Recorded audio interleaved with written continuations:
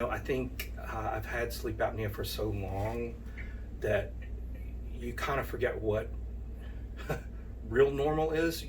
So my normal is, sort of waking up feeling like, wow, I feel like if I could just sleep another hour or so, maybe I'd feel better.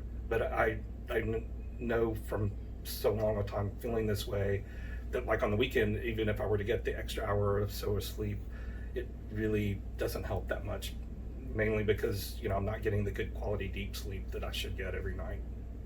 When you were first diagnosed with obstructive sleep apnea, what did you first think about it?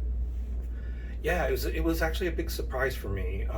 It was one of those things where before I was first diagnosed, I thought a lot of it was either just maybe a little bit of getting older, maybe work stress, a lot of those kinds of things. So I started trying to compensate I got a personal trainer. I was in the gym all the time, and I know that had some positive effects, but I still found myself being really tired a lot, and just I don't know for what reason. While I was aware of sleep apnea and I knew kind of what it was, I read an article one day, and when I saw the symptoms, I thought, that's me, and I went and got tested, and I found out I had severe sleep apnea. So that was actually kind of a surprise when I first realized, and that was about 15 years ago now. So when you were diagnosed, what solutions did you try? Yeah, so the first, like most people, is CPAP.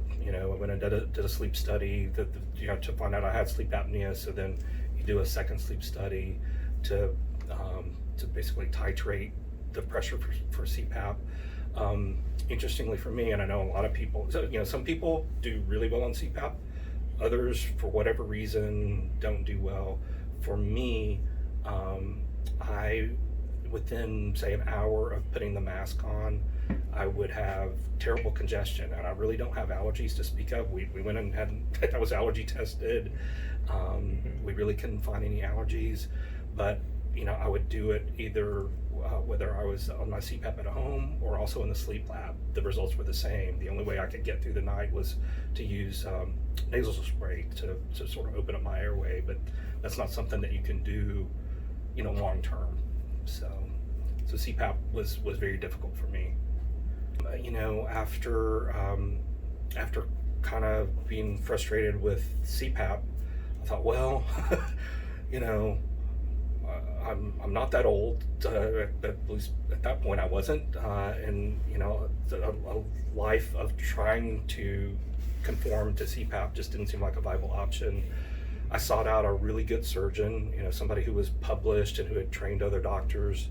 And we did a series of procedures, two sort of broken up into two surgeries, but multiple procedures, mostly focusing on soft tissue. So we did things in my nasal airway for deviated septum and turbinate reduction there.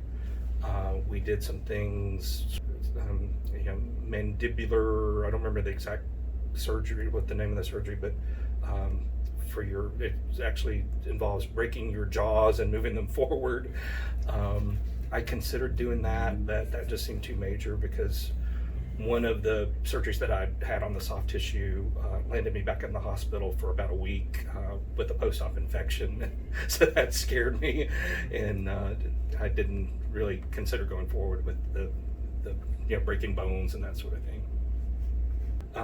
I know just in sort of the diagnostics that we've run with Vivos, the cool part that I really saw from that compared to diagnosis that I had for CPAP and surgery and whatever, while doctors before would do things like they would run a scope down and be able to kind of look in your airway.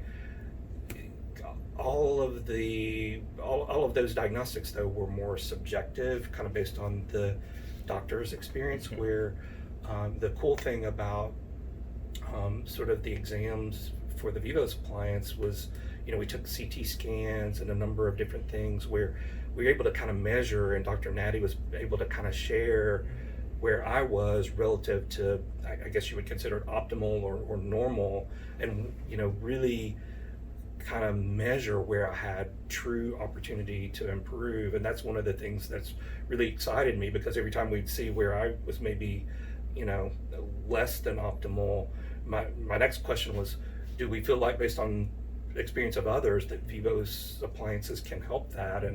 And the answer was always a resounding yes. So that has really gotten me excited about beginning the therapy.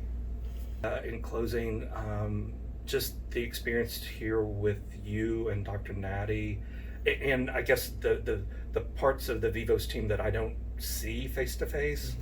I know when Dr. Nnadi went over with me sort of the results of a lot of the testing, she mentioned that there was a whole team that kind of helped put together all of the information that was shared with me, and it really showed. I think a lot of times, whether you're if you're going to somebody for a product or a service and they talk about a team that's there, it's like, well, that maybe there is, maybe there isn't. But in in this case, it really showed when when going over the results that, wow, there's a lot of information here that's collected, and you could really tell that a number of people had contributed to